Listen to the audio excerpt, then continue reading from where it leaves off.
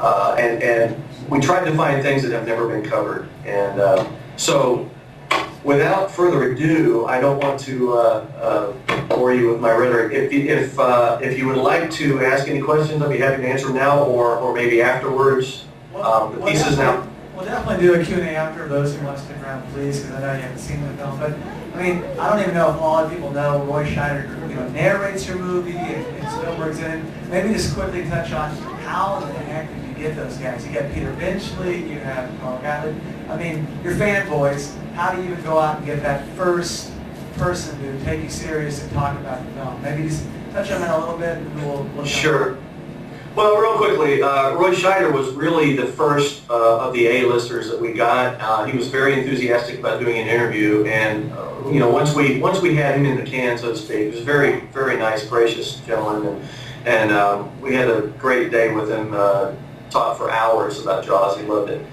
After that experience, the doors kind of opened up. It gave us enough clout to move to the next level, and then the next level. And then by the time we got to Steven Spielberg, which to this day our heads kind of reel as to how we got that, because we were literally nobodies walking into this office during the middle of post-production on War of the Worlds. And as some of you may be aware, Jaws is not on his roster of favorite filming experiences. He's not notorious for liking to discuss or even remember his experiences on Jaws. So for us to get 2 hours with him was a miracle.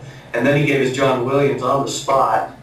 He said, there's no way you can do a documentary on Jaws unless you talk to Johnny. And we said, well, we'd love to. We don't even know where to look for him. He said, oh, hold on, go get him. And he had his assistant bring him up right then and there. So things like that just happened. And then Dreyfuss, what? That got you Dreyfuss? Is that how it went? Well, Dreyfuss, yeah, one of the funny things is Dreyfuss had refused to do it up to that point. He said, been there, done that, got the t-shirt, not interested. And when Steven asked us, he said, who have you got? And we told him, and he said, you got Ricky, right? I said, well, nah, he's the only one that's really given us a headache. He said, well, I tell you what, you tell him. And he was like, twinkle his eye, but he was dead serious. He said, you tell him, he better do it. Tell him I did it. If he doesn't do it, he's a schmuck.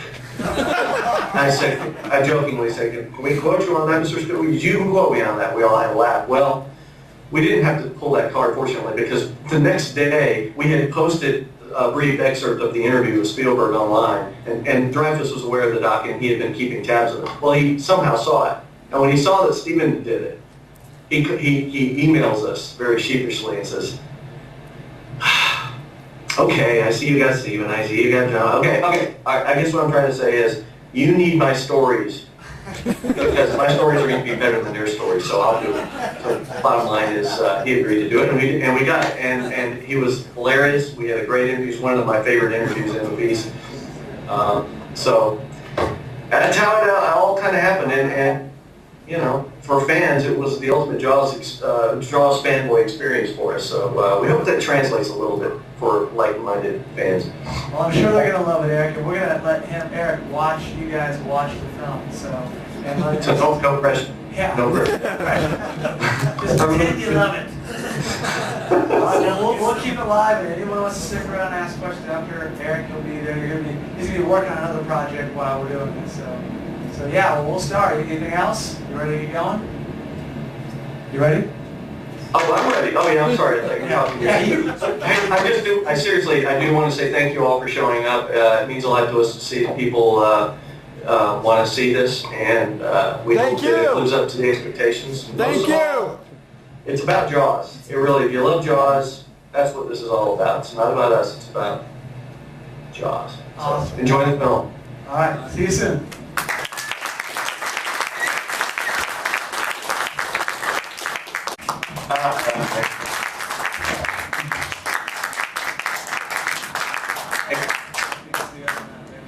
There you go. I think they love it. Well, thank you. Gosh. I hope you enjoyed it. Yeah, no, absolutely. Well, it's escalated, so you turn your mic down again. Is my mic not on? No, turn it down. We're having that issue like we had earlier. Oh, I'm sorry about that. Sorry. There we go. That's better. Okay. Any questions? We'll just jump right in. Anybody? Surely, yeah. But I feel like Phil Donahue. They run this over to you. Here, I can go here. Maybe you can see it. There you go. First off, it might be this mic. No, I'm sorry. Okay. No, first off, as a Jaws fan, thank you for that. Like, that was just amazing. Like, and my main question is, as a Jaws fan yourself, how amazing was it to get all of those interviews? Like, to sit there and like talk to everybody that you've actually like grown up admiring because of Jaws.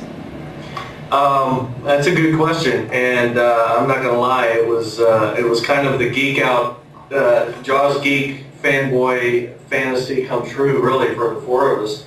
I oftentimes joke with James Gillette, my co-producer, who also is credited with writing the script. He was our point man. He was the guy that actually, when you see the interviews taking place, he's the one that everyone's talking to. So I joke with him sometimes and I say, do you realize how many Jaws fans would love to be you? Because it's like, in a sense, you've experienced your own personal, real-life, face-to-face Jaws documentary. I mean, every time you watch the shark, they're talking to you. Even though they're talking to everybody, they're really talking to you. So it was surreal. I mean, I guess if I had to put it in one word, I would say surreal as a fan. Thank you very much. Like, the movie was amazing, and one other question, if that's cool. Sure, absolutely.